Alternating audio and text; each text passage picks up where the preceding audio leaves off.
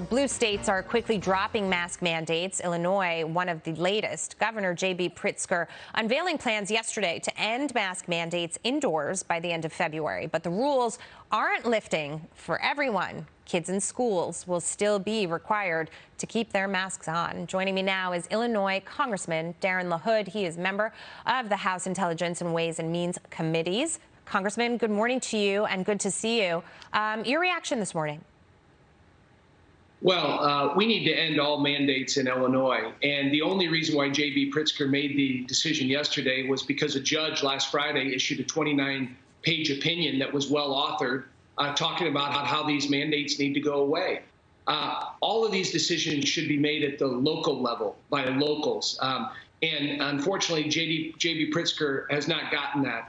On the school issue, I worry about a generation of kids we're leaving behind, Jackie. Yeah. Their mental health issues. It makes no sense to continue to have them masked in schools. That needs to end. But unfortunately, J.B. Pritzker and a number of these other blue state governors continue to put politics ahead of the science. Yeah, and of course, the CDC is sticking to its masks for children in schools policy right now. And that's part of the confusion, too. We've been talking about this all morning, how there are mixed messages. One group says this, an administration says that, a governor says that. People just don't know what to believe. But I think one of the reasons you're seeing some of these leaders change their tone is because these mask mandates have just been very, very unpopular. And they don't want it to stain their, how they appear to their voters.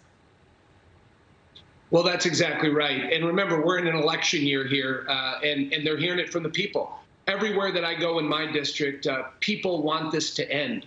And they're very, very frustrated by governors like J.B. Pritzker that continue to not listen to the people. Today, many of us are calling for an end to all mandates. That should happen, and let these decisions be made at the local level. Illinois is a very diverse, large state. We have smart, bright people. We're resilient. Let the local people make those decisions and not Governor J.B. Pritzker sitting up in Chicago making these decisions. And that's what's frustrating to a lot of people. And frankly, I think it'll be a huge issue in this election. Yeah, like you've got Glenn Youngkin in Virginia saying parents should decide. You can make the choice about your child. It's up to you.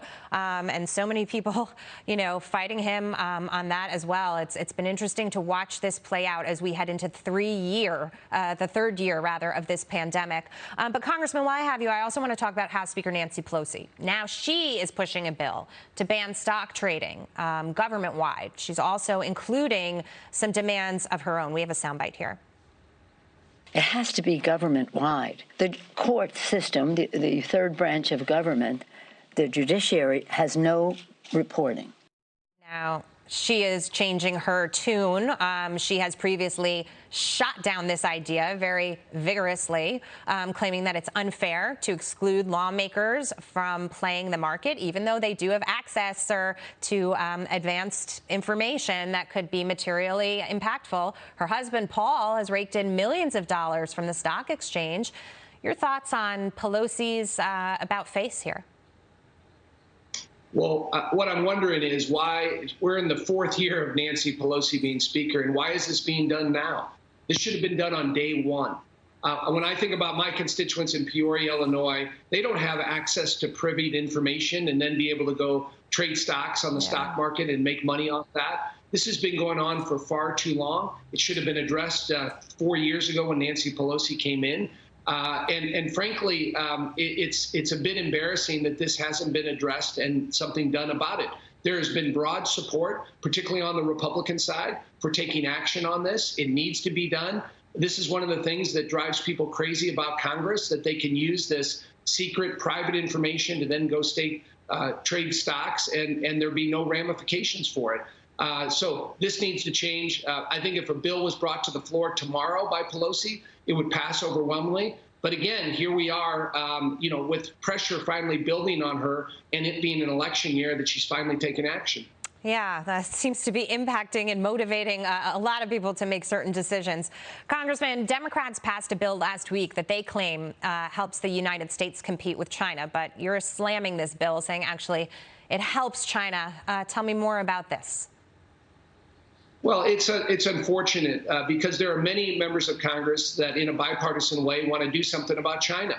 And if you look, the Senate passed a very bipartisan bill that addressed many of the issues related to China. It came over to the House, and then it turned into a partisan, almost a mini Build Back Better bill. It addressed more about climate change and diversity than it did on China. When we think about what we need to do, China is an existential threat when it comes to national security, when it comes to technology, when it comes to trade, when it comes to human rights. We ought to be addressing these things, but unfortunately it was hijacked in the House, turned into this bill that even the Biden administration didn't even put the name China into it. And that's very, very frustrating. And so what we've said is we ought to be focused on the CHIPS Act, bringing domestic chip manufacturing back to the United States. We ought to be going after China as it relates to Taiwan and Hong Kong. We ought to be going after China on their theft of intellectual property and technology. None of that was done in this bill, and we were left with a very, very partisan bill. And what about pushing them on the origins of COVID-19, an investigation which they have essentially stalled by saying we just won't participate? A lot of people very angry about that. Congressman Darin LaHood, good to see you this morning. Thank you. Thank you.